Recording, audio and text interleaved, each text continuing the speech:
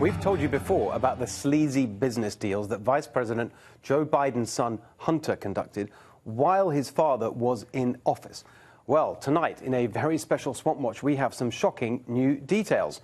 Joining me now to explain, author of Secret Empires, How the American Political Class Hides Corruption and Enriches Family and Friends, the great Peter Schweizer. Hi, Peter. How are you doing? I'm great, Steve. Great to be on with you. Thanks for having me. So I'm just going to say, take it away. You have the information. Let's hear it.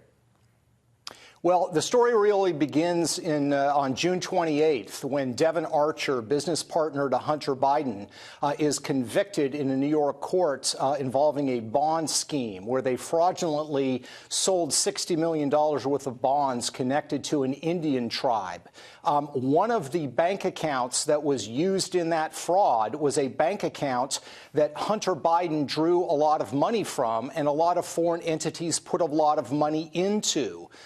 So just to give you an idea, over a 14-month period from 2014 through early 2016, while Joe Biden is vice president of the United States, a Ukrainian company called Burisma, it's controlled by a very corrupt oligarch, sends $3 million into this account.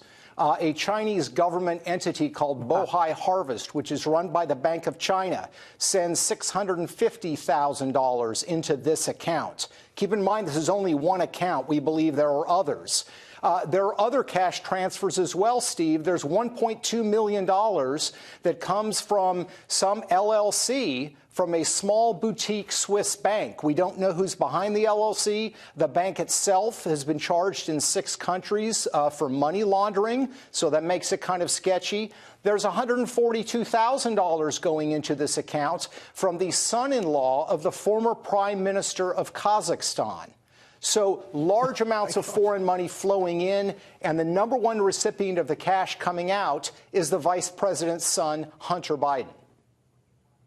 It's so fascinating what you've unearthed here, because just, all the focus, thanks to, in large part, to your research, really in the conversation around all this has been the Clinton Foundation and that family and the corruption around the Clintons.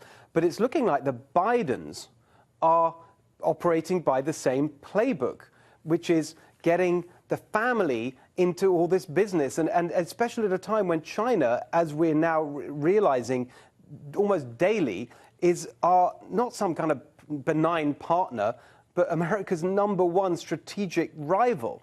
And yet they're doing business deals with the Chinese state. It's unbelievable while he's vice president.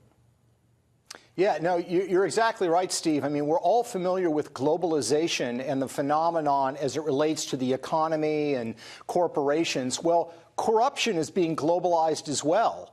70 years ago, foreign governments, were, a country like China or others were not quite as interested in every single thing that happens in Washington, D.C. Now what Washington, D.C. does can make you or break you, whether you're China, whether you're the Ukraine, you name it. So what do? They look for friends in Washington, and one of the best ways to make friends in Washington is to do deals with family members. Joe Biden every year as vice president, he has to disclose his income, assuming those disclosures are honest. He can't have a big fat check from the Chinese government in that disclosure form. But his adult son, Hunter Biden, he doesn't have to disclose anything. So, as I recount in the book, and we've talked about on your show, in December of 2013, Vice President Biden flies over on Air Force 2 to Beijing, China. On the plane with him is Hunter Biden. They have a lot of meetings. Vice President Biden doesn't really challenge the Chinese on much of anything. 10 days later, when they return, Bohai Harvest, this company we're talking about, agrees to a $1 billion private equity deal with Hunter Biden's firm. And that's just one example of the sort of thing we're talking about. And this guy, I mean, a lot of people on the Democrat side are talking about him as their preferred candidate for president next time. Yeah, I mean, this is, I think, going to be a central issue, because if you look at the trajectory of Joe Biden as vice president, he was essentially U.S. point person on Chinese policy, and he was widely criticized for going very soft on them as it related to the South China Sea. That's at the same time his son is getting large checks from the Chinese government. Joe Biden is also point person on U.S. policy towards Ukraine, at the same time that his son is getting large checks from the Ukrainian government, and he's accused of looking the other way at fraudulent behavior and corruption within the government of Ukraine. While his son is getting paid, Vice President Biden makes 5 trips to Ukraine on very, very sensitive matters. And the suggestion that somehow he's not going to be sensitive to that fact is absolutely ridiculous.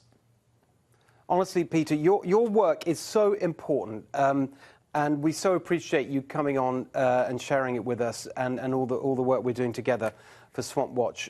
Really appreciate it. Good to see you. See you soon. Okay. Thanks, Steve.